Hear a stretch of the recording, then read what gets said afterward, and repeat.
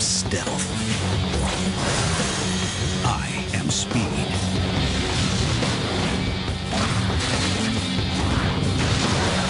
I am agility.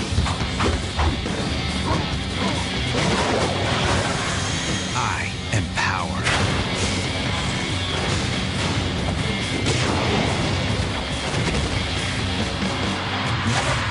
I am. Spider-Man. Flip, flip, Mike. And on that note, we're talking Spider-Man Shattered Dimensions We for absolutely are.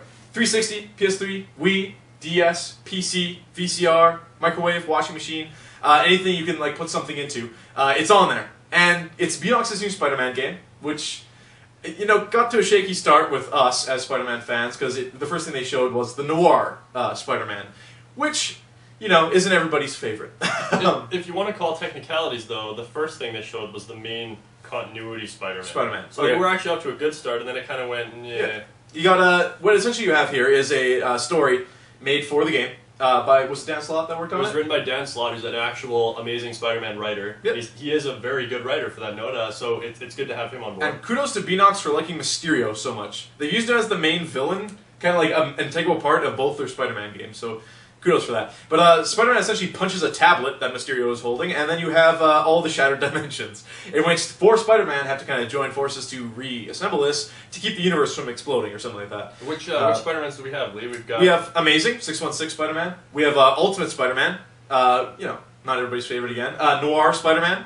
And we have 2099 Miguel O'Hara Spider-Man, which is not a Peter Parker. But what's really cool is all these different Spider-Men have their different little perks. I mean, it's not that big a difference. The gameplay is essentially the same, especially between like Amazing and Ultimate. But the 2099, you do have free fall segments, and the Noir, it's more of a stealth game, which is very reminiscent of Arkham Asylum. Wouldn't you say?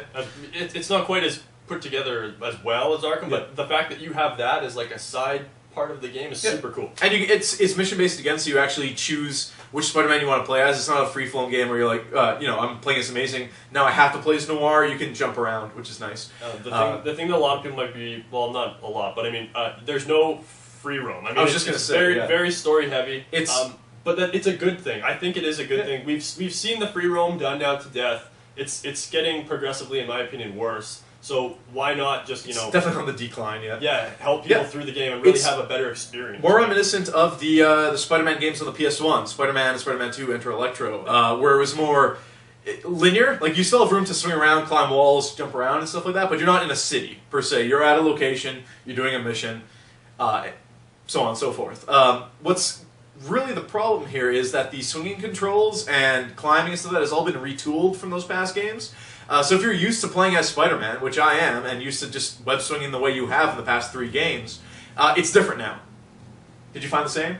I thought it was clumsy. It was basically, it just felt like a tuned-up version of Web of Shadows, which I found was like horribly buggy. They fixed the combat a lot. It feels better now. I mean, if anything, if you've played Web of Shadows and you liked the mechanics of that, I mean, these are better. They're a fine-tuned version of that. You have, of course, your combat upgrades. You get points, and you spend it on new combos and different stuff for the different Spider-Man. And new costumes. And the costumes, so cool. If you're like a fanboy of Spider-Man, the costumes are one of my favorite parts of the game, strangely enough.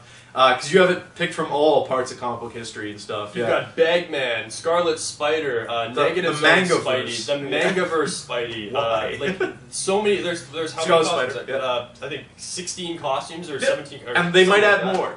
Yeah, I mean, so cool. That's really neat. And it does change you in-game and on the menus and stuff like that. You feel awesome. The other thing is, with the Ultimate Spider-Man, who's in the symbiote suit, if you change him to his regular costume or anything like that, he still uses the tendril attacks, which looks a little strange.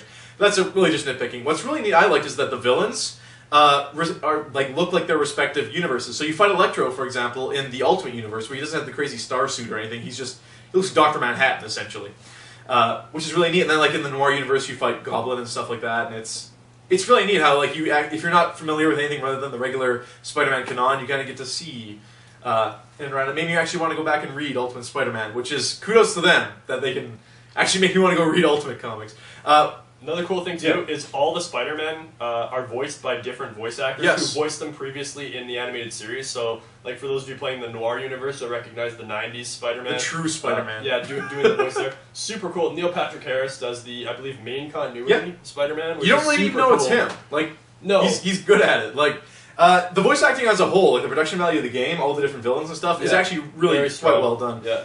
But that being said, there is some control issues, especially with the swinging and jumping and stuff like that. And it really, you're willing to look past them if you're a Spider-Man fan, but if you're not, that could be, could be an issue. Yeah, absolutely. And that being said, what do you give Shattered Dimensions Spider-Man? Huge Spider-Man fan. I love what they've done with the game. And a huge improvement over Web of Shadows. I'm giving it an 8.5. Right on. The story closer to the end does get a little wonky, but really that's not what you're playing for. It is a game for the fans. 7 out of 10 for me. Really fun game though, and if you like the wall crawler at all, you should definitely go and check it out.